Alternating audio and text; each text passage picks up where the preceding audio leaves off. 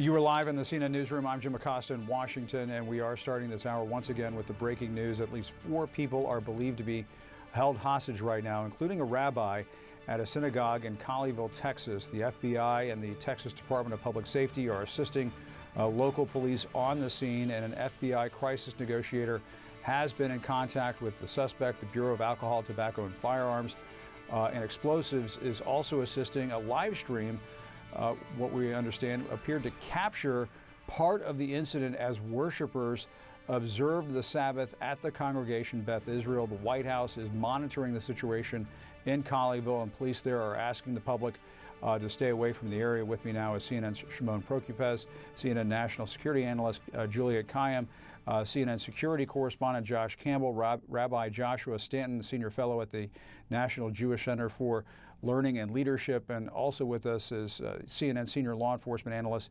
Charles Ramsey, as well as CNN counterterrorism analyst Phil Mudd. Shimon, let's get the latest from you. What's the latest that you know right now? As we've been reporting, 4 hostages, Jim, inside that synagogue. One of the hostages believed to be the rabbi. This all took place during the Sabbath, the Shabbos service here this morning in Texas. This man walked in, there was some communication, and then took 4 people hostage. A lot of this was captured on the live stream, which the FBI and the police there were monitoring. They have learned a lot of information off of that live stream, and now they're trying to confirm the identity of the hostage taker. They have some names. They are trying to run it down to try and figure out a motive in all of this, and they are in communication with the hostage taker. We're told that seems to be going okay so far. We have no reports of any injuries. We've no reports of any kind of shots fired. The authorities there are working on the theory that this man is armed, and so they are treading here carefully. They're in communication with him. They're trying to, most importantly here in all of this, have these hostages freed and everyone released safely and without obviously getting injured. So the FBI here really taking the lead at this point, Jim. They are working through a lot of information, and as they do so, they have not released anything publicly. They're trying to just work this investigation, trying not to do anything to upset this hostage taker, and so they are working quietly, but certainly the FBI is spread all across Texas and other locations as they continue to run down leads in this investigation, Jim. All right, Shimon, and joining us by phone is correspondent Ed Lavandera. He's at the scene. Ed, you've got tons of experience covering breaking news situations like this. Just an awful situation. What can you tell us from what you're seeing on the ground there?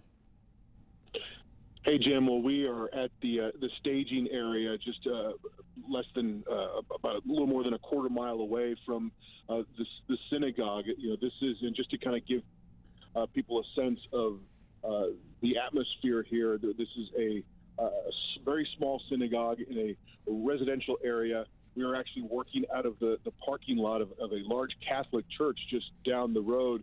And as we have been reporting the last several hours, obviously law enforcement has much of the area locked down in that immediate area around the synagogue. But I was just able to speak with one member of this synagogue, and she tells me that this is a synagogue, maybe about 140 to 150 families, not too far away from Dallas-Fort Worth International Airport. And she really described to me just a harrowing sense of what it was like for many of these congregants who have been watching, who were watching the live stream of the Sabbath services.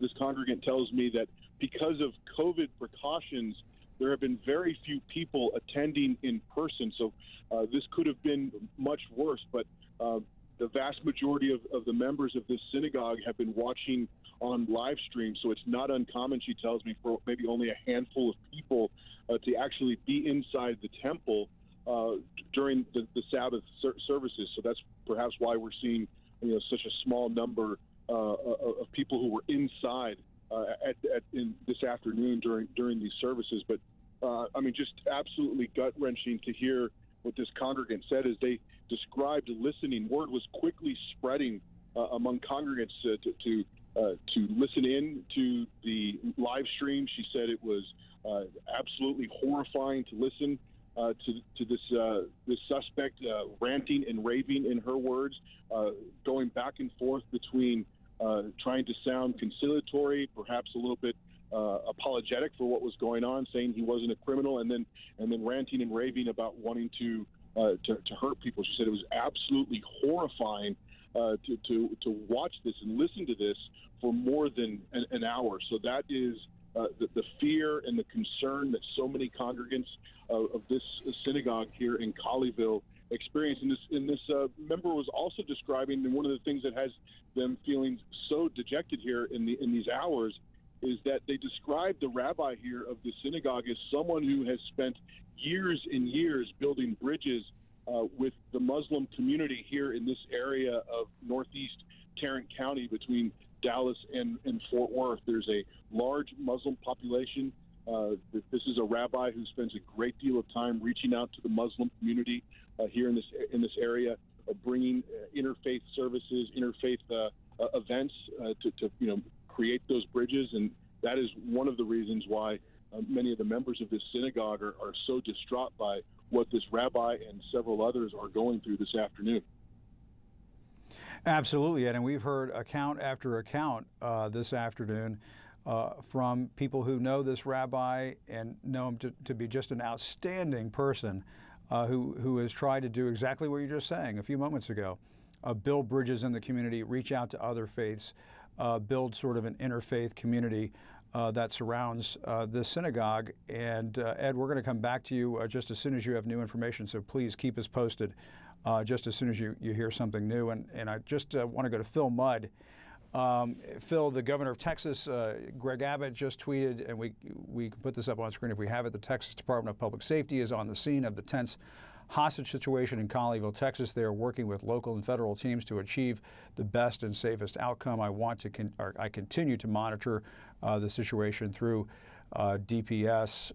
Phil Mudd, what is your sense of this situation as it's unfolding right now? Ed Lavandera was talking about the live streaming that was going on of the congregation's Sabbath services this Saturday afternoon, and how so many people in that community, because of the pandemic, don't go in person. They watch this, they listen to it on the live stream, and then had to experience this watching this and listening to it unfold in this live streaming service.